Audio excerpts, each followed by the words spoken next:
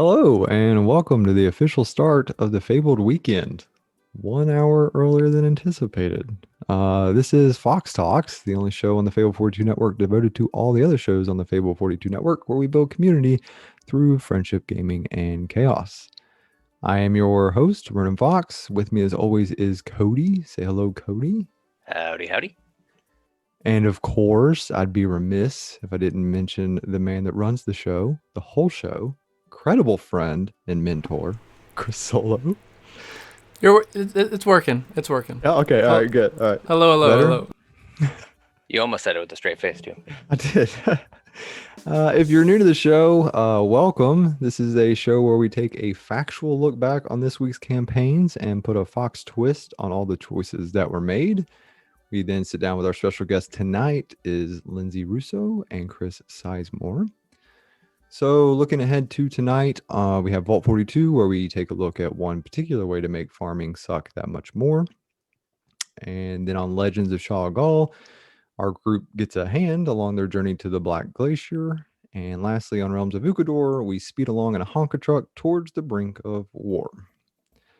But before we do all that, let's get into some sponsors and announcements. So everything that you see on all those campaign shows that is 3D printed is brought to you by Griffin Co. So big shout out to them. And then again, all the campaign shows are Vorpal powered. So all the player indicators, digital dice, audio, digital displays, all that sort of stuff is brought to you by Vorpal board. As far as other mentions go, we do have our Patreon, so we are starting to push out content for that, including things that are related to all of those campaigns, as well as independent things like Lore of Ukador, which was mentioned last week. So if you want to see how you contribute to that, just check out the links. We also have a Ko-Fi, so if you want to figure out how to support us through that, I think all that stuff's down below. We also have all of our shows and everything on demand. They're on Twitch, but we're trying to get to push towards YouTube. So if you guys can go there to watch it, like, subscribe, comment, all of those things, that would be greatly appreciated. And we have our shop up, which is on fable42.com. So we have the Fable 42 merchandise, as well as some of the Wizards and other shows to follow, hopefully soon after the new year. I think that's it. So with that, I still have no idea what I'm doing, and you have nothing better to do. So let's start some Fox Talks. Cody, hit me with that intro. Copy.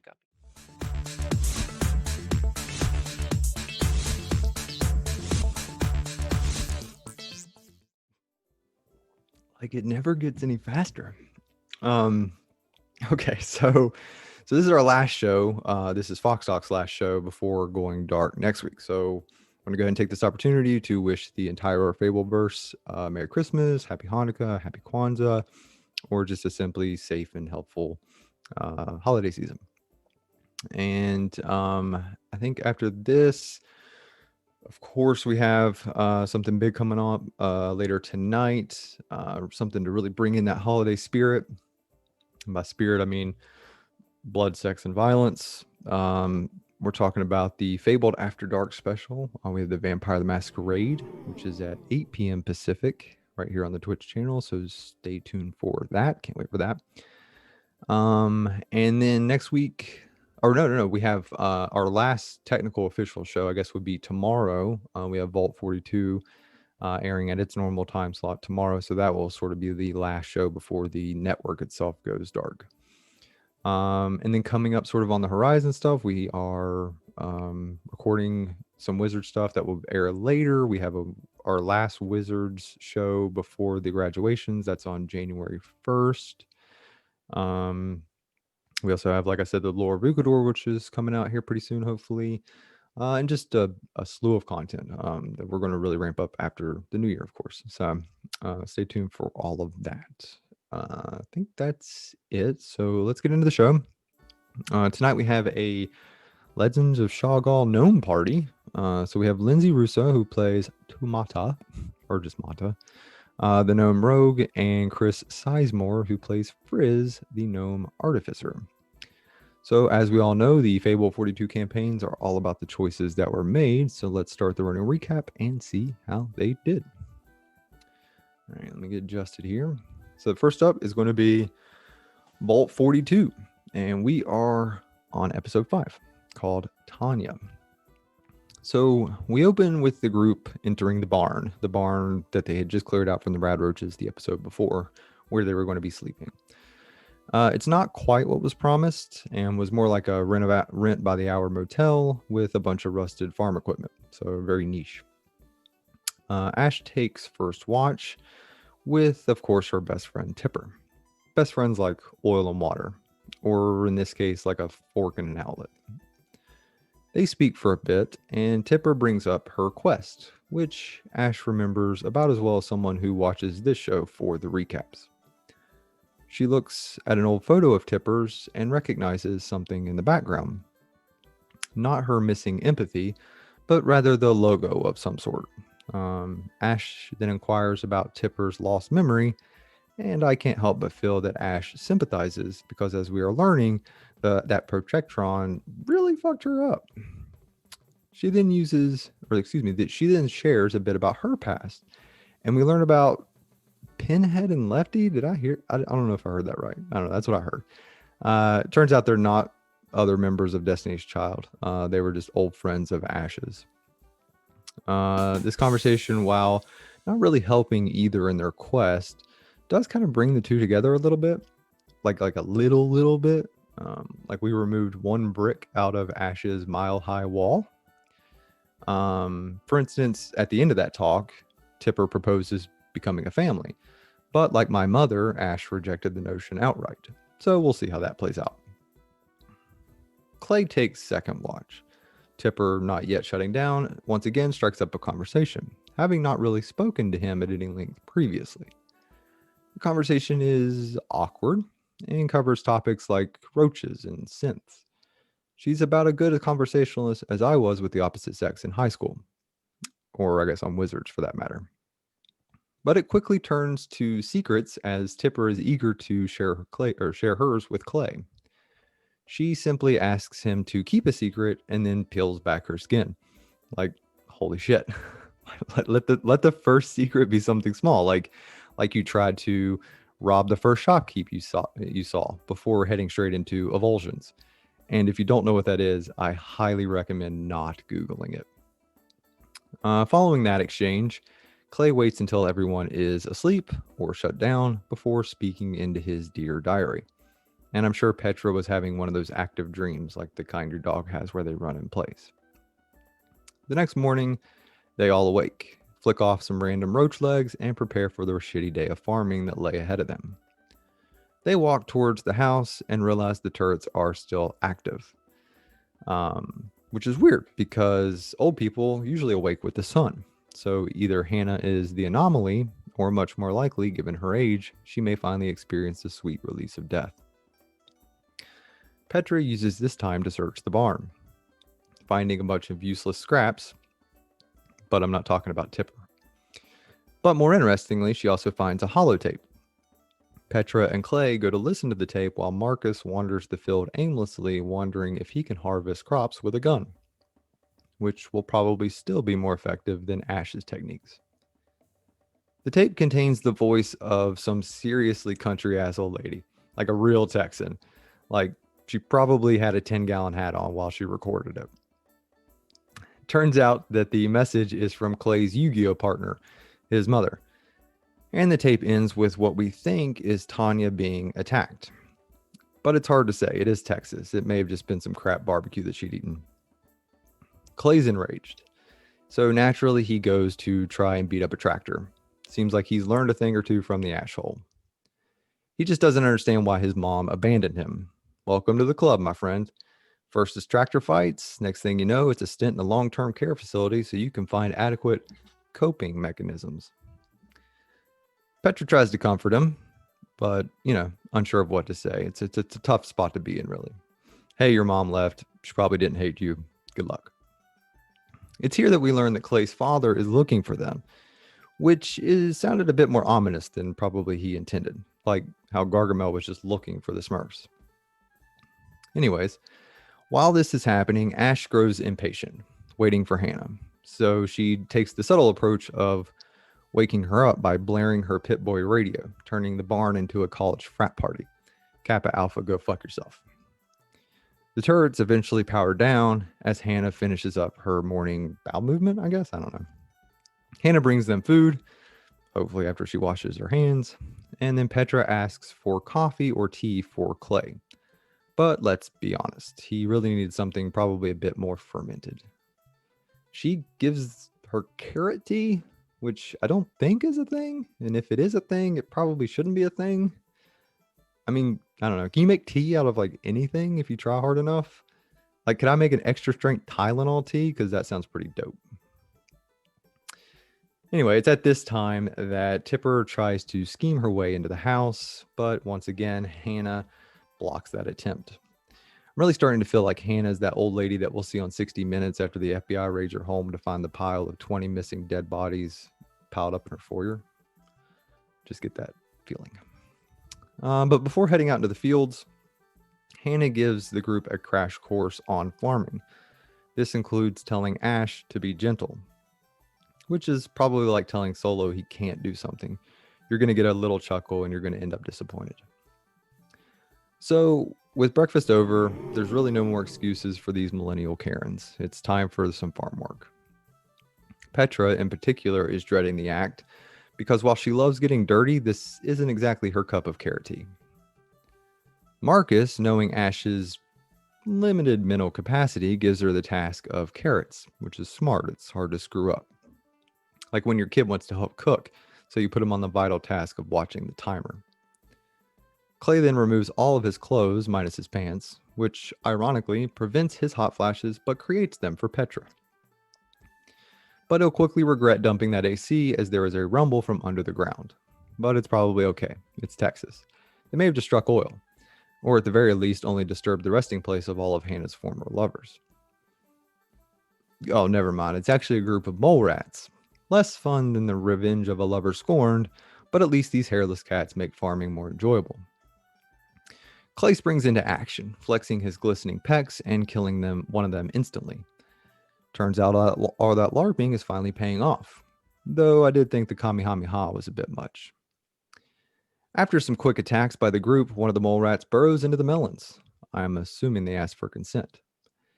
And fresh off that motorboat, they pop out of the ground to attack, but are about as successful as Petra is at self-restraint. Tipper tries to throw one of the rats, trying to make the thing disappear like Clay's mom, but unlike Tanya, that thing stuck around. Too soon? Making the situation worse, once a few of the mole rats are killed, the mama comes to defend her babies. Clay really feeling the sting at this point, and they go to attack one another. Tipper tries to help by chucking fresh food at the mama, turning this frat party into a full-blown animal house. Clay will eventually get the killing blow in a moment of sweet irony, and then Tipper chucks the carcass of the mother mole rat at one of her spawn, which might be the single most traumatic thing to ever occur on this channel. Until tonight, probably. And so, standing amongst the corpses of the fallen mole rat family, our very own broken little family ends day one of life on the farm. So, fuck me, that was a cathartic one. So yeah, they did very little farming. But they cleared out the field and hopefully, well, I doubt they're going to farm in the next episode either, but we'll see what happens. So let's see how they'll manage to help Hannah going forward. So that is Vault 42. So next up, we will discuss Legends. So Legends of Shall Gal, we are on episode 9 called The Dark Pass. So the Legends prepare for the night. Remember, they had just left like Crazy Town, so that's what they're preparing for. Jinx asks Rex if he knows anything about shadows, which is like asking Chris Perkins if he's familiar with the rules of D&D. But it's funny because in this group, there's actually one that would likely know more, who is literally trying to summon their shadow at the same time. Looking at you, Daffodil. Anyways, Jinx also reveals that there is a shadowy person following her and that she's being stalked. And I know what you're thinking, but it's not Thegan, I swear. Her characters just need to learn the spell Summoning Restraining Order. She then shows Rex the bottle that she fixed herself, or that had fixed itself and appeared full in her bag. Rex casts Identify on the bottle and discovers something dark and smooth with a smoky aftertaste. Just kidding, it's probably a demon. It tries to hurt Rex, But it's like trying to decide which you like more, Dollar Tree or the dollar store. Like it's the same, so why? And just before everyone goes to sleep, Frizz wants an update on the trip. Very typical old man, wanting to stick to the itinerary. Only slightly annoying until he starts to time your piss breaks using Oscar to hover over top of you. It's so weird saying jokes when people are looking at me. Rex takes the first watch. Sitting down to study, he starts to hear whispers surrounding the camp. And this group is one step closer to becoming the legends of the Psych Ward. He's not able to fully locate the source of the whispers and only sees shadows and flashes of pale skin. So I'm thinking the obvious, albino circus. He tells Oscar to warn the others when he gives them the sign. He remains alert for his entire watch, and right before the watch ends, Barnum and Batshit go quiet, presumably as they've moved on to the next bit of crazy. Waking Jinx up and telling her about his experience, Rex goes to lay down to sleep, but instead opts to experience the adult emotion of existential dread. Our baby boy is growing up. Jinx' watch starts with a familiar shadow approaching her, because fuck this group having a night's rest. The shadow, which is over 7 feet tall and again is not Tegan, approaches the camp, standing across the fire from Jinx. She approaches the dark and mysterious enabler, the exact thing Rex told her not to do. She tries to speak to it, but it never responds. She then takes out her bottle and gives it the old little teapot treatment, tips it over and pours it out. But it refills instantly, so waste not, want not, she takes a swig. Rex, seeing the shadow, casts light on a small rock and throws it at him. But in true book nerd fashion, he managed to miss the gigantic creature. But this does set off Oscar's alarm, and the shadow looks at Rex and then vanishes. Rex gets up from his sleeping bag, setting off a trap that Frizz had set, of course, and telling Jinx to head back to sleep and that he will take the rest of her watch. Shortly after, Jinx falls back to sleep, the whispers start again, and the shadows begin to move beyond the campfire light. They stop when it's time for Daffodil to wake. So Daffodil will be taking the third watch, but not before she removes her sack possum from her possum sack. Rex does not tell Daffodil about the experiences at first. Only when she decides to head off into the darkness, as a nocturnal creature would, does Rex speak up. Upon hearing of this, Daffodil sends her shadow familiar, which she has now named Shania. It's an okay name. It don't impress me much. It's at this point, through the eyes of Shania, that Daffodil sees several sets of footprints, and then a severed hand. But it's like stiff, like rock hard. Which, as morning approaches, is completely normal. Okay, that happens all the time. She then sees more hands, all in similar rigid positioning. Shania reveals that every 5 feet, there is another hand that encircles the entire camp. Daffodil throws something at one of the hands and makes the circus connection about 30 minutes after I did. But now I have a new theory. The hands are just the thing that's sticking out. The rest of the body is beneath the earth. Rex and Daffodil assume that this is some sort of ritual and send Oscar to gather all the hands. Oscar grabs the hand, learning how it was stuck into the ground, and immediately ruining my new theory. I don't know what to think at this point outside of the fact that this is the third weirdest hand job I've experienced. They decide to burn the hands. And mark my words, 70 years from now, there will be a large annual festival here called Burning Hands. All the hands are burned, minus one that Rex kept. He inspected it and discovered that it's relatively fresh, but it's still good enough, like a 3-day-old donut. He then carved the symbol of Ogma into it. The rest of the legends awake to the smell of, cooking flesh and see Rex holding a human kebab, but at this point, no one should be surprised by that sight. After a quick discussion about the night's events, Frizz wants to get out of Dodge, not because of the shadows and shit, but because they are now precisely 4 minutes behind schedule. It's decided that despite Rex's exhausted condition, he will drive the carts, but even sleep deprived, he's still the best option. Outside of the others, which include a living DUI, 2 who can't see over the horse, and literal roadkill. Upon getting into the cart, Rex finds one singular eye sitting in the seat, because why not? Quickly inscribing the symbol of Ogma onto it, because why not? And places it into his bag. And he is well on his way to collecting an entire human body at this point. And so they set off towards the Westmore Mountains to find the mountain pass. After a few days of unexciting travel, they finally make it to the base of the mountains and quickly find the cave to pass through.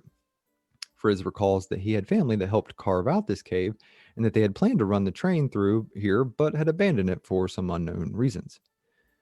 They get closer and they hear moaning and the slapping of bones. And all of a sudden, this cave sounds very exciting. And now I get the reference to running the train. Unfortunately for our legends, however, this good time in a dark place is not the new club, but rather the home of some undead creature and water elemental. Frizz is almost hit by a shard of ice from that elemental in the river that beside the cave. The group then go head to head with the undead coming out of the cave and the elemental in the river beside. And when I say the group, I'm speaking of everyone but Rex, who sits down to read. When it comes to knowledge, he's your guy. But in combat, as my friend Leo would say, he's about as useless as rubber lips on a woodpecker. The fight ensues with our legends holding their own. Then a cloaked figure appears out of the shadowy cave. Just a totally normal dude hanging out in the dark with his zombie harem. Nothing weird, guys. Oscar takes a beating, turning him from tipper to walking dinner plate. And after several blows are exchanged, Rex will be guilt-tripped into healing Mata, who at this point was seriously losing a lot of blood. You thought I forgot, but I am 3 for 3. After they manage to kill all the zombies, the cloaked figure is pissed that all his concubines are dead. Again. And takes it out on the group by restraining them with tentacles and inflicting just a bit of pain. What can you say? That's his kink. And with the group in this precarious position, things look dire when Rex spots a caravan, headed their way. Some figures on horses riding full speed towards them. However, we don't know if these are allies or another enemy, as the episode ends on the big cliffhanger mid-battle. So, yeah, in a theme that we'll run through this week, we just sort of ended there. And not only that, now we have to wait 2 weeks to find out what happens. So, hard to say. I know that everyone, I'm trying to remember, everyone but Mata, Rex, and maybe Frizz, I don't know, are all sort of restrained in this tentacle mess. So we'll see how that goes. Okay, so last but not least is the realms of Ukador. We are on chapter 17, Troubling News. All right, so after finding out a great deal of troubling news, the party decides to press on to wrap up some loose ends. So we remember they interviewed the dead assassin or the dead priestess or whatever she was and got some information on Voltok / Pyriel. So they want to leave to follow these leads. And lucky for them, Druk forgives their heretical transgressions and gives them free rein to leave in the nicest way possible by telling them that he never wants them back in their town. They presume he's joking, of course. Upon being asked what his needs are, Druk expresses a desire to have more people in his town, but I think that the recent temple sheltering an assassin turned smoking pile of rubble sheltering a corpse won't exactly be the tourist attraction he's hoping for. Druk's now forced to grit his teeth, and he grabs his tools to begin repairs on the burnt down temple. And I did have an idea for some solid Patreon content. It'll just be tales of NPCs who have to clean up the absolute fucking devastation left by our heroes. The group then returns to what they now call the Honka truck, which is cute, but it's kind of bullshit because that goose is a damn menace. Leaving Northfell and heading back to Andoria. During the trip, Nafiko and Kiwin debate on a quick trip to Janice's to drop off her stories, which is very important because that old ass lady is on borrowed time. And outside of going to eat dinner at Bob Evans at 3:30 in the afternoon, she doesn't have a lot going for her. Also on the journey, Kyriel asks for help tending the pepper plants in her new planter. And it's evident now that April really just wants to run a farming sim in the near future. She gets help from Elskon, who, as it turns out, is a big reader. Not like in a psychotic way, Rex, but like just a dude with not a lot to do. Sometime later, Kyriel pulls up to Andoria like she's fucking Vin Diesel, seeing an opportunity to drift into a parking space and subsequently cover Theron with snow. The group enters the town and finds Orgel in the tavern. It appears that he's preparing for some type of battle. They ask to speak with him, and he ushers them into his office. Orgel brings out an item that allows no magic to enter the bubble and casts Zone of Truth as well. Kyriel recognizes the trinket of her kin, which is pretty awkward considering all the dry blood that was still on him.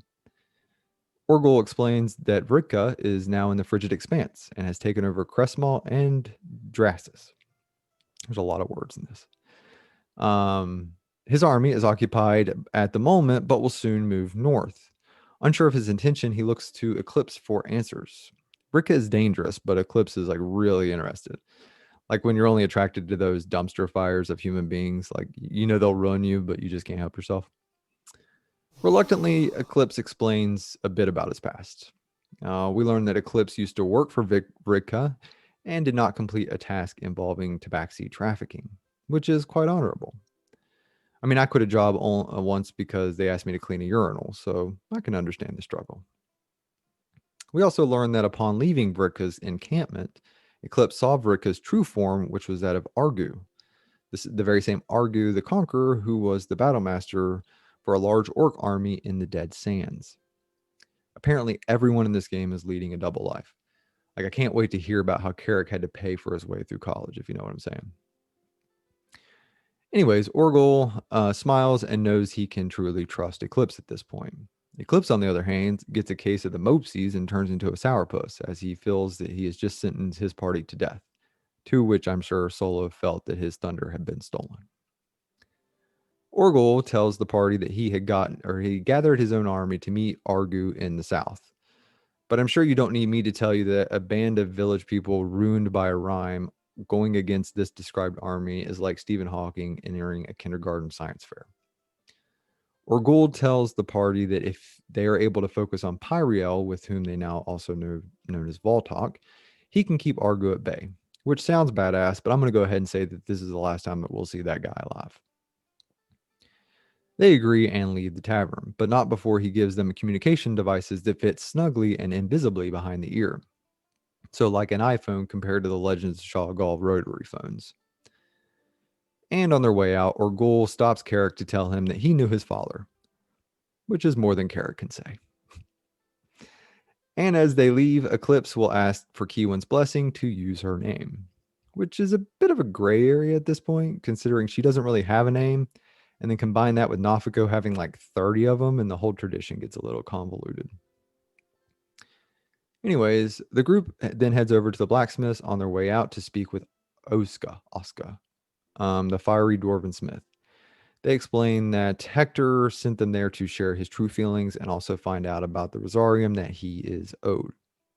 She seems pissed that Hector is a mama's boy and begins to get a little bit more feisty, but eventually does tell the group about the missing Rosarium and that she is headed to Theinder.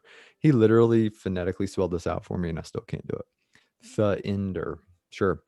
She also says that if Hector cares for her, if Hector cares for her and he can retrieve his testicles from his mother's purse, that he should meet her there.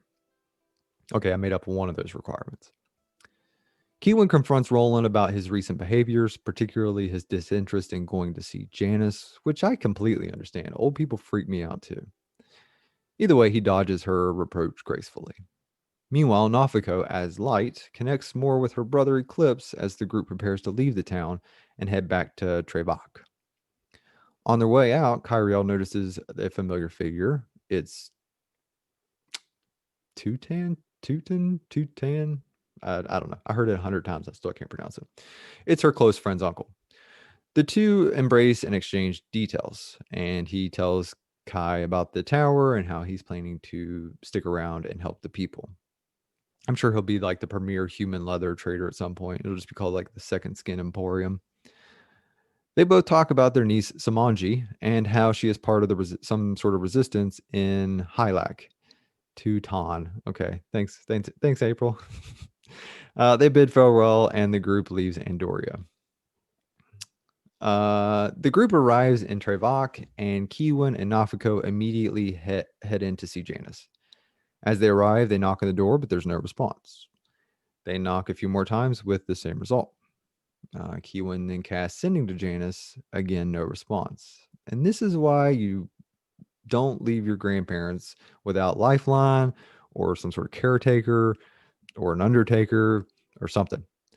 They enter the home, and ironically, this is actually what almost kills her, sending Janice to within an inch of her life again. She tells them that she was napping, but had heard Keewan's voice and rushed to the door. They helped her up into her chair and made some tea. Excitedly, they handed her the last book of her series, and she began reading it rather quickly. Turns out she has what's called a chair of speed reading. I had a similar Ritalin-based enchantment once upon a time too. Anyways, they have some tea and talk for a while. Janice finishes her book and tells the ladies about some of the magical items within her house. Eventually, the two say goodbyes and go to meet the rest of their friends. Meanwhile, Carrot goes to the bar to drink with Roland, maybe even for real this time. This while Kyriel and Eclipse went to visit Glim. Glim welcomed the two, even as they attempted to pull a fast one on him. They didn't get the memo and slowly come to realize that Clark had taken them for fools. While Glim seemed privy to all this, he did end up giving them the gold anyway, meaning he is at least as nice as Keewan, if not more so. They took the gold and then went back out to the town square. Just then, as they're gathering in the town square, darkness started to fill the sky.